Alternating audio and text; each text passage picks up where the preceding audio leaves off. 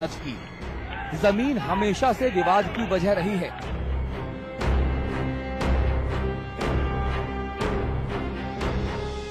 और ऐसा ही विवाद देखने को मिला उत्तराखंड की राजधानी देहरादून में, जहां रेस कोर्स के एक आवास पर कब्जे को लेकर बीजेपी और कांग्रेस के विधायकों में जमकर धक्का मुक्की हुई। विवाद इतना बढ़ गया कि पुलिस को बीच बचाव करने के लिए आगे आना पड़ा।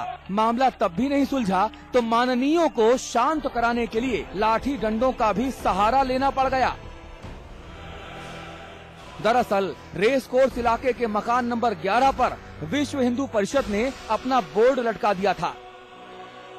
मकान पर खुलेआम कब्जा कर लेने की बात की भनक लगते ही भिन भिनाते हुए विधायकों का जमावड़ा लग गया और उसके बाद जो हुआ उसे राजनीति का एक स्याह पहलू भी कहा जा सकता है। जब हम यहाँ पे आए तो आपस में काफी मारपिटाई हुई थी इनकी और हमने अंदर देखा और इसके बाद ये लगा कि मामला डिस्प्यूटेड है और जिस तरह से दोनों पक्ष अपना दावा कर रहे हैं संपत्ति पे, इसलिए प्रथम दृष्टया डिस्प्यूटेड देखते हुए हमने 145 में इसको कोर्ट कर दिया है। जो भी पक्ष अपने स्वामित्व के संबंध में अभिलेख प्रस्तुत करेगा उसी तरह से बाद में रिलीज किया जाएगा।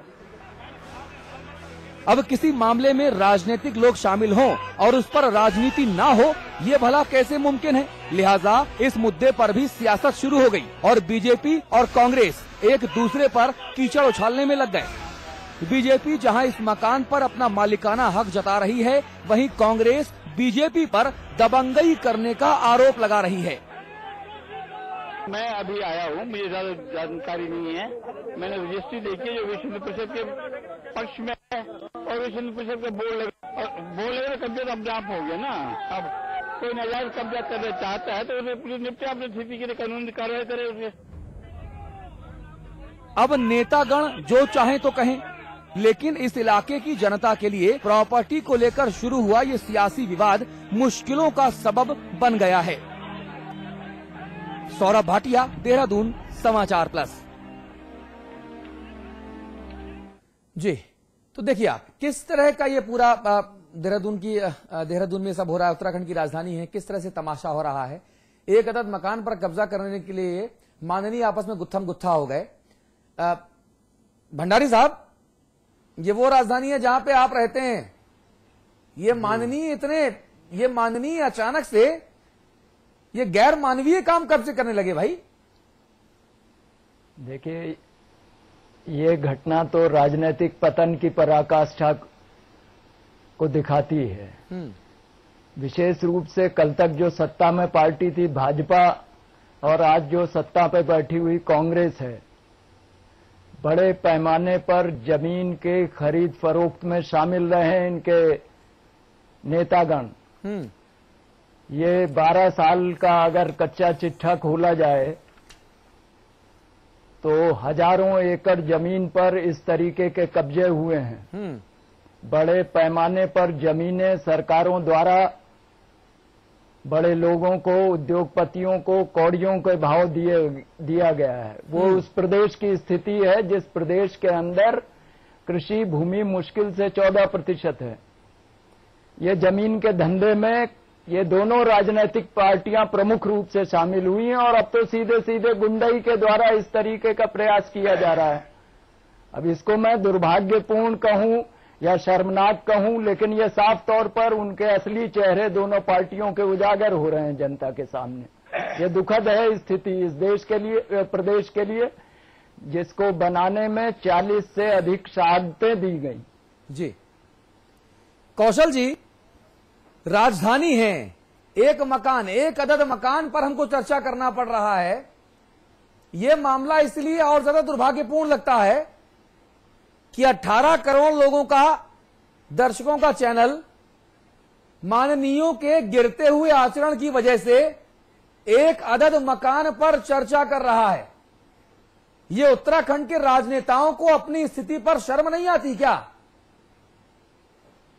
देखिए, यहाँ जब से उत्तराखंड बना रहे हैं, इन्होंने ठीक कहा, यही 3 चीजें, जल, जंगल, जमीन। जंगल जो है 65% जंगल है और उस पे हक किसका है? सरकार का। और उस जंगल को भी खींचे जा रहे हैं लोग, उनसे सरकार मिलकर के दे रही है। 15-20% जमीन जो है उस पर भी सरकार है, कहीं आर्मी है, कहीं डीएम साहब है, कहीं एसपी साहब है, कहीं कोई एकेडमी है। कुल 7% जमीन यहां बची थी खेती के लिए, और बाकी जमीन जो है वो तो थी नहीं। जब उत्तराखंड में हम लोग थे तो यहां जमीन की इतनी हायतोबा नहीं थी। जब से ये उत्तराखंड बना है तो भाई एक यहां भूमि माफिया वो सारे के सारे उस पर खड़े हो गए आकर के, और हर एक को ये लग रहा है कि कैसे मकान छीन लूं। हमारे चीफ मिनिस्टर हैं, आप तो एमएलए की बात कर रहे हैं, 1 महीने रहता है, कोई 2 महीने रहता है, वो भी कहता है सारी जिंदगी के लिए मकान दो मुझे। वो किसी गरीब आदमी का मकान लेकर के बूढ़े का उसे थमा देते। यहां जमीन मकान ये बड़ा भारी भूमि माफिया इकट्ठा हो गया है। और यही नहीं है, इसमें बहुत सारे गवर्नर भी आ गए शामिल। एक गवर्नर साहब थे, उन्होंने 3 साल में 20 करोड़ रुपए अपने एनजीओ के नाम लिए, जमीनें भी ले ली। एक मुझे मिले अभी बहुत बड़े नेता और वकील दिल्ली में, उन्होंने कहा कि साहब आपके जो चीफ मिनिस्टर है और गवर्नर साहब है बहुत ही अच्छे आदमी है। मैं 2 दिन के लिए गया था और 2 दिन में उन्होंने मुझे कागज भी दे दिए, कब्जा भी दिलवा दिया जमीन पे, 20 बीघे जमीन। हमने कहा कि डोईवाले और जॉली ग्रांट के बीच में ये ऐसी जमीनें बांट रहे हैं। ये हमारे नेता जो भी रूलिंग पार्टी होती है वो समझती है मैं जमींदार हूं, मैं ही मालिक हूं। वो नहीं है, जनता के प्रतिनिधि नहीं है, वो तो अपने को वही महाराजा समझते हैं। शर्म की बात है ये। और यहां और तो और एनजीओ भी इसमें शामिल हो गए, वो भी जमीनें ले रहे हैं, वो भी जंगल पे भी हम कर रहे हैं, और फिर पर्यावरण की बात करने लगते। कोई कोई तो जमीन और जंगल हड़प करके अपने पर्यावरण के नाम पे वो इनके नाम का जंगल हो गया अभी। ये बहुत हम गलत तरीके पे जा रहे हैं। यहां थोड़े दिन में ऐसा लगता है मुझे कि ऐसी मारकाट होगी। आज तो आप एक देख रहे हैं, एमएलए मिनिस्टर लड़ेंगे, यहाँ के लोग लड़ेंगे, यहाँ जो है सड़कों पर खून खराबा होने वाला है। भंडारी साहब मुझे समझाइए, ये जो पूरा आज का मामला है, ठीक है, ये जो स्थिति आप बता रहे हैं ये जाहिर तौर पे बहुत चिंतनीय है, बहुत विचारणीय प्रश्न है कि प्रदेश में आखिरकार ये सूरत हाल क्यों बन रही है और कैसे रोका जाए। लेकिन जो आज का घटनाक्रम है, ये घटनाक्रम और भी ज्यादा शर्मनाक तब हो जाता है जब 2 ऐसी पार्टियां जो एक के बाद एक प्रदेश में सरकार बनाती हों और वही कब्जा करने के लिए अपने विधायकों के जरिए, ये मामला और शर्मनाक हो जाता है। जी हाँ, निश्चित तौर पर ये सीधे सीधे मेरा ये मानना है कि ये जो राजनीतिक नेतृत्व है, जो लैंड माफिया है, जो नौकरशाही है, इनके अपवित्र गठजोड़, जो बड़े पैमाने पर इनका अपवित्र गठजोड़ जमीन के धंधे में लगा हुआ। भंडारी साहब आपकी बात दरअसल एक लार्जर परिदृश्य में है, एक लार्जर कैनवास में है। अतुल मैं एक बात कहूं, मैंने दोनों को सुना, अवधेश जी को भी और भंडारी साहब को। भंडारी साहब तो बड़े जुझारू व्यक्ति हैं। इसमें कुछ चौंकने, मेरा ये आरोप है। एक सेकंड भंडारी साहब, 1 मिनट। इसमें कोई बहुत चौंकने की बात नहीं। आज जो दृश्य दिखा, हाँ, क्यों नहीं चौंकने की बात वो मैं जरा बता दूं।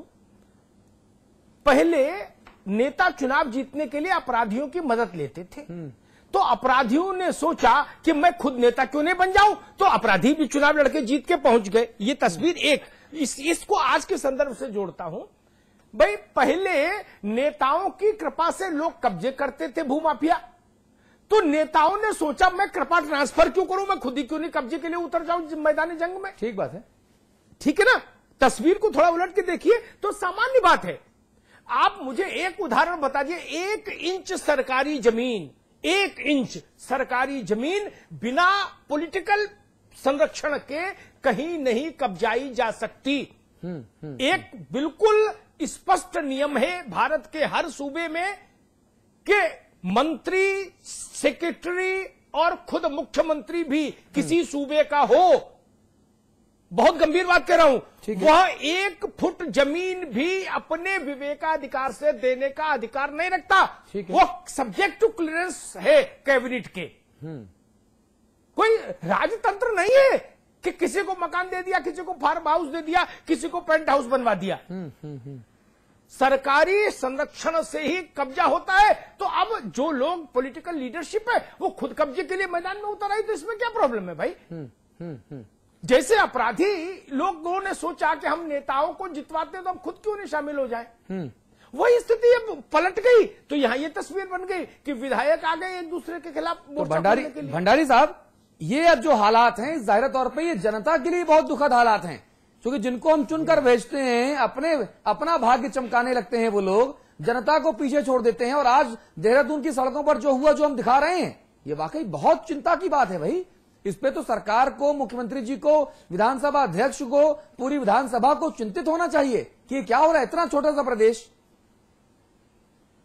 देखिए, इसमें निश्चित तौर पर यह चिंता की बात है, लेकिन दुर्भाग्य से कांग्रेस और भाजपा के आधे विधायक सीधे सीधे बड़े ठेकेदारी में लगे हुए हैं, जमीनों के कब्जे में, जमीनों के धंधे में। और जो चरित्र है इन पार्टियों के अंदर का, पूर्णतया गैर राजनीतिक लोगों द्वारा वर्चस्व उनका कायम होता जा रहा है। और पैसा एक बड़ा राजनीति में अहम रोल अदा कर रहा है। यह भी लोकसभा के चुनाव से भी यह जाहिर हुआ है। बुनियादी मुद्दे साइडलाइन कर दिए गए हैं।